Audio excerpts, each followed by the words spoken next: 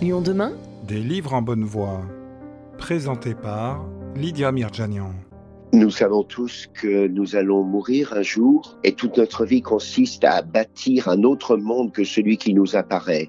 Un monde intérieur, un monde imaginaire dans lequel nous pouvons réaliser nos propres rêves.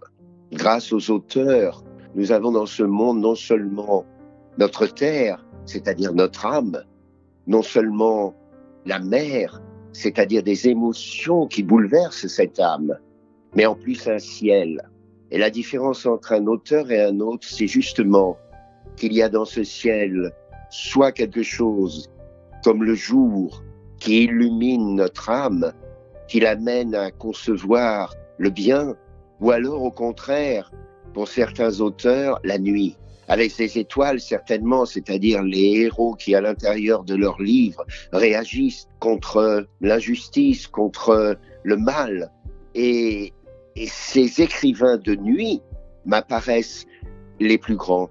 Ce sont eux qui nous opposent la réalité, non seulement telle qu'elle est dans le jour, mais justement dans la nuit telle qu'elle apparaît, telle qu'elle devrait être, constellée d'étoiles qui guident notre vie. Voilà pourquoi je pense que c'est plus qu'une morale de lire, c'est un devoir. C'est une mission. Et cette nuit des auteurs, cette nuit étoilée, c'est elle qui, tout au long de notre vie, nous aide à tenir, à ne jamais renoncer et à nous battre jusqu'au bout. Francis Huster, merci pour ce texte sublime que vous nous dédicacez spécialement ce soir et qui donne tout le sens de l'émission. Cher Francis Huster, vous êtes notre parrain, nous en sommes émus et très honorés. Nous vous remercions de tout cœur. Chers amis, bonsoir. Nous partons voyager à travers les univers. Pas nécessaire d'attacher votre ceinture, laissez-vous emporter par la liberté. Bienvenue dans l'émission Des livres en bonne voie. Je suis Lydia, votre hôtesse. Je vous emmène. Ce soir, nous lisons pour vous. Décidément, Luc Sidarc a un point commun avec l'autrice Lou Wodanov. Je vais les présenter toutes les deux.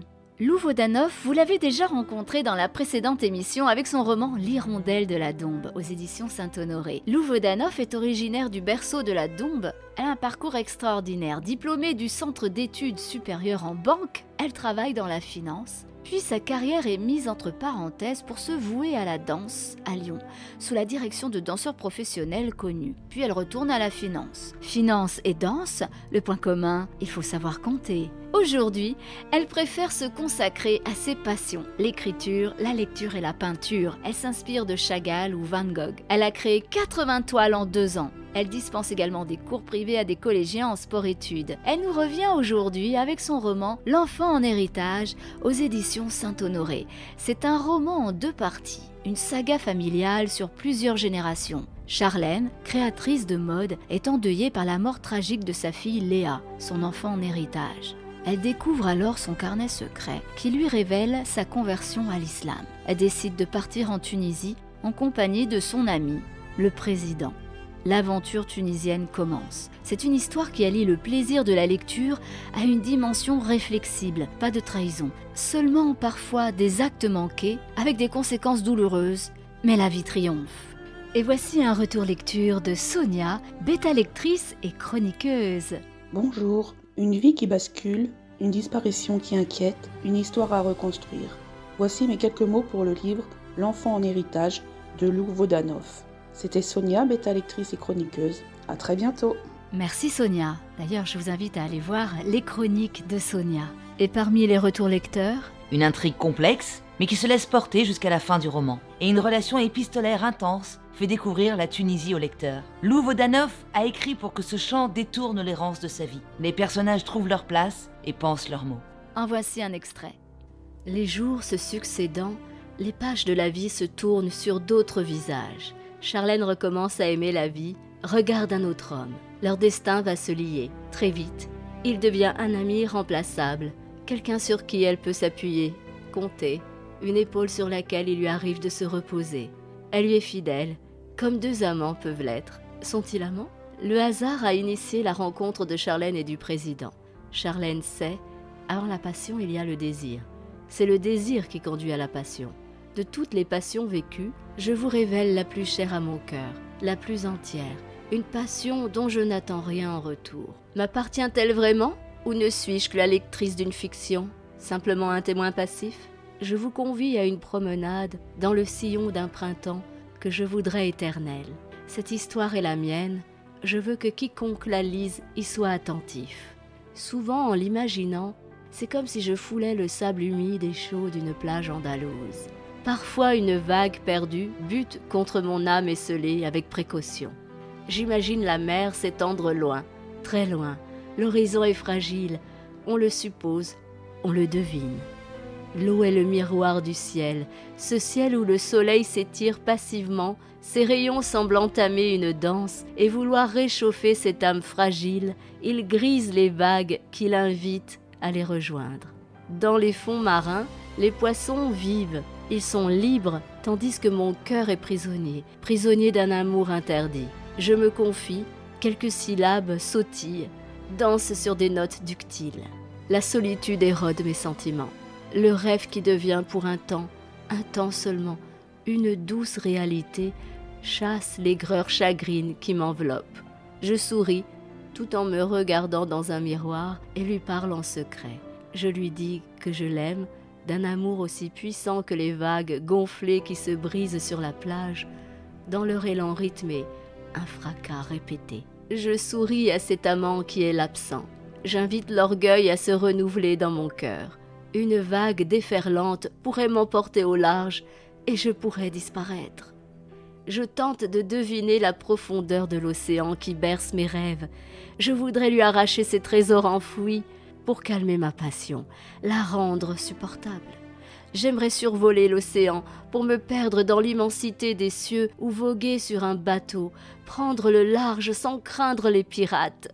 Le vent gonflera la voile de mon voilier, sa voile sera fière et arrogante, et je pousserai le naufrage. Si la tempête s'élève, je résisterai.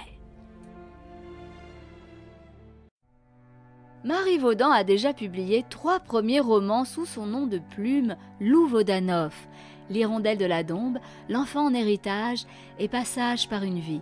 Elle poursuit sous son patronyme avec un premier essai, Une ère de pandémie, une graine de champion. Comme vous l'avez compris, Marie Vaudan et Lou Wodanov sont la une et même personne. Marie Vaudan est une vraie artiste et une autrice prolifique. Elle reviendra prochainement nous voir pour un nouveau projet en cours d'écriture. Aujourd'hui, elle nous présente Antigone Nouvelle ou La femme sacrificielle aux éditions Le Lys Bleu. Une belle histoire moderne et actuelle où l'autrice croise l'histoire d'Antigone avec la peste de Camus pour introduire la situation de la pandémie. Chroniquée par Magali Rêve de Livre. Magali Rêve de Livre, une jeune chroniqueuse littéraire prometteuse, pleine de talent. Je vous invite d'ailleurs à aller voir sa page sur Facebook et sur Instagram. Écoutons Magali Rêve de Livre. Antigone apparaît dans 2 tragédies de la mythologie grecque. Elle est montrée dans l'une comme une combattante acharnée et dans l'autre comme un guide.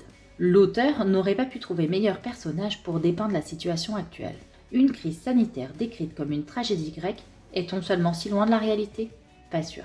La vie d'Antigone, le médecin, va prendre une tournure chaotique dans les couloirs de l'hôpital où elle doit exercer son métier avec toute la force qui caractérise le combat d'Antigone de la mythologie. Le chaos va se répandre également dans sa propre vie et celle de sa famille. Antigone va vouloir servir de guide à sa petite sœur. 2e tragédie. Mais raison et jeunesse ne sont pas toujours compatibles. Encore plus quand un état de siège leur lie les mains pour les priver de vie. Cette sœur, c'est Ismène. Elle est la parole révoltée de nos jeunes qui ont vu leur adolescence bafouée durant plus de 2 ans. Le Covid, cette peste, comme le nomme l'auteur à juste titre, a ajouté des suppléments à la liste des interdits déjà existantes et conséquentes quand on n'a pas encore atteint l'âge adulte. Ce virus les a privés de joie, de rire, de partage, d'interaction et de rencontres. Verrons-nous dans l'avenir des couples formés à cette période alors qu'ils n'avaient que 16 ans? L'avenir nous le dira.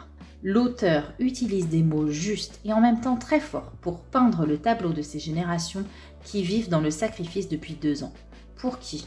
Pourquoi? Je vous laisse le découvrir en lisant Antigone Nouvelle ou La femme sacrificielle de Marie Vaudan. En voici un extrait.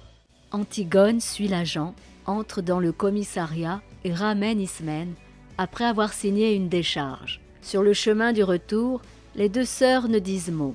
Antigone met la clé dans la serrure de la maison, rue de la Mer, referme derrière elle la porte et se tourne vers Ismène. « Ismène, il faut que tu comprennes que tu n'es pas au-dessus des lois. » « Comprendre? Tu ne sais dire que cela. Vous les adultes, vous nous demandez de comprendre et d'être bien sages. Il faut comprendre qu'on ne peut pas vivre libre. Il faut comprendre, laisser parler les adultes, ne pas les interrompre, ne pas tournoyer jusqu'à ce qu'on tombe par terre. Parce que la terre, ça salit les robes. Mais moi, je ne porte pas de robe. Comprendre. Encore comprendre. Moi, je ne veux pas comprendre. Je comprendrai quand je serai vieille. Et que je ne pourrai plus faire autrement que comprendre que chacun sait ce qui est bien pour moi. Plus vieille que toi, je veux quitter la ville. Je n'ai pas cette sacrée maladie et je veux circuler comme bon me semble. Entre la seconde où le test est négatif et le moment où tu pars, tu peux être infecté. Et puis, je suis médecin, mais n'ai pas de passe-droit. Il y a dans la ville, comme toi, des centaines de personnes non contaminées et qui sont confinées. Tout le monde est confiné. Cette histoire nous concerne tous. Toi, moi, tout le monde. Toi, tu ne te rends pas compte ce que c'est d'être enfermé. Tu sors, tu rentres, et par le langage de la raison. La pandémie est plus forte que toi. Il commence à être des milliers à grouiller dans les cimetières de la ville. Tu es une petite peste. Je dois toujours réfléchir pour toi. Il y a des fois où il ne faut pas réfléchir, et je ne veux pas qu'on réfléchisse pour moi. Regarde devant toi. Essaye de comprendre au moins une fois, une seule fois. La jeunesse, c'est quand on veut croire que tout est jouable. On veut ignorer que le pire peut surgir. Moi, je ne suis pas obligée de donner l'exemple, moi. Pas un mot de toi qui me flatte. On se révolte et personne n'applaudit. La peur leur ferme la bouche à tous. L'autorité a le droit de dire et de faire absolument ce qu'elle veut. C'est laid, quelqu'un qui a peur. La vie, ce n'est pas ce que tu crois. La vie, c'est un engagement. Tu l'apprendras, mais trop tard. La vie, c'est un livre qui nous fait rêver, qui nous instruit. C'est le sourire de l'autre qui réconforte. L'enfant que l'on console, une tâche à accomplir et un divan pour se reposer le soir. Tu n'entends pas mon langage, tu vas me mépriser encore, ça n'en finit jamais. Et quelle diablerie faudra-t-il que je fasse? Encore faire semblant sans convaincre? Je veux savoir comment je m'y prendrai pour être heureuse, privée de liberté. Tu me dégoûtes. Tu ne sais plus ce que tu dis. Tais-toi, tu es juste méchante, petite imbécile. Dure et sans âme, une petite brute. Tu te crois victime. Tu n'as que ces mots à la bouche. Je ne veux pas comprendre. Moi, je suis née pour autre chose que pour comprendre. Je croirais entendre la petite Antigone de Jean Anouilh. Mais tu n'es pas elle. Tu es Ismène. Sois tranquille. Je ne te demande plus rien. Moi aussi, je voudrais bien vivre. Et ne pas mourir comme toutes ces femmes sacrificielles. Ne pas être interdite de mouvement. Tu donnes toujours l'exemple. Je ne veux pas être raisonnable. C'est ennuyeux. Le regard buté, tu n'écoutes personne.